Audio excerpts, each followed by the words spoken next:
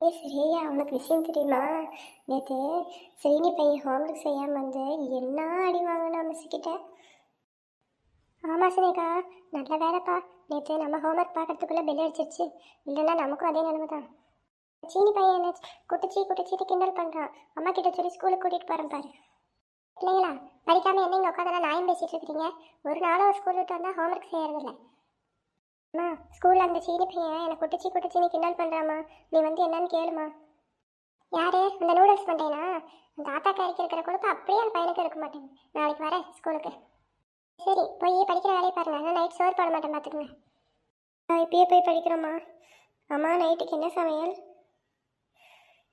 எனக்கும் தெரியல. எதையாச்சும் சமைக்க வேண்டியதுதான்.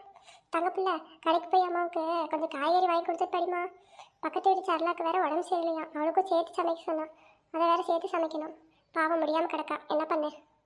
போமா, எப்போ பார்த்தாலும் என்னையே தான் கடைக்கு போக சொல்கிறேன். நானும் போக மாட்டேன். போமா போ. ஸ்ரேயா பிள்ளையை போக சொல்லு, இல்லை ஸ்னேகா பிள்ளையை போக சொல்லு. போ.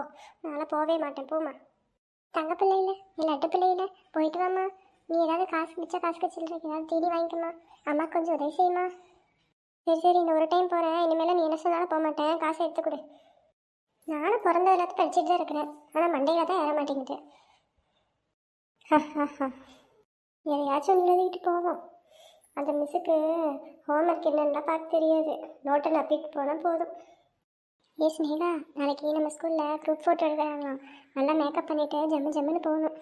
அப்போ தான் பார்க்குறதுக்கு ஃபோட்டோலேயே அழகாக இருக்கும். என்ன இருந்தாலும் என் அழகுக்கு ஈடாகுமா?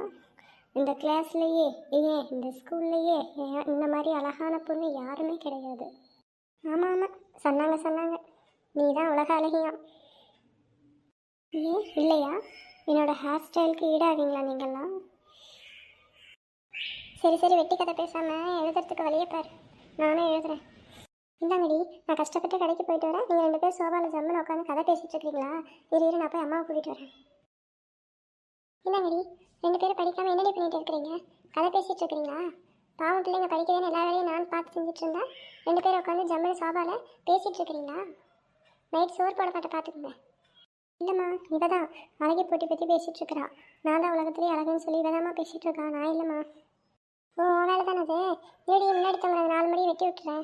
அப்புறம் யார் அழகுன்னு தெரியும்? அம்மா, வேணும்னே இவன் சொல்லிட்டு இருக்காம்மா.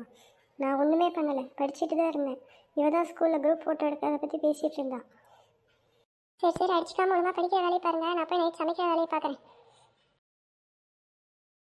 அந்த கடைக்காரி மட்டும் நமக்குன்னே பெருக்கி கொடுப்பாளோ? சின்னதாக இருக்குது. பிள்ளையே கடைக்கு அனுப்பினாலே இப்படிதான். சின்ன பிள்ளைன்னு எல்லாம் ஏமாற்றி போயிடுறாங்க. ஆகட்டும், நாளைக்கு கடைக்கு போய் அவளை பேசிக்கிறேன். பேருக்கு தான் இவ்வளோ பெரிய ஃப்ரிட்ஜு, உள்ளத்தை ஒன்றும் காணலை. இந்த பொட்டியை நப்புறதுக்கு 10,000 ரூபா ஜாமான் வாங்கி உள்ளே அடிக்கணும் போலையே.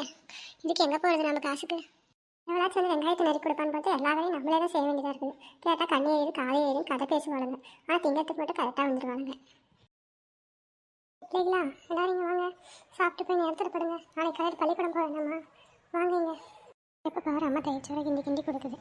அப்படியே திண்டப்பட்டு சாவர கணக்காக இருக்குது. சரியா சொன்ன ஸ்ரீமதி பிள்ளை. என்னடி அங்கே 3 மணிக்கு விட்டுருக்குறீங்க? அம்மா, இந்த ஸ்ரீமதி பிள்ளை தான் அவங்க தயிர் சாதத்தை தேவானது மாதிரி இருக்குன்னு சொல்லிட்டு இருக்குது.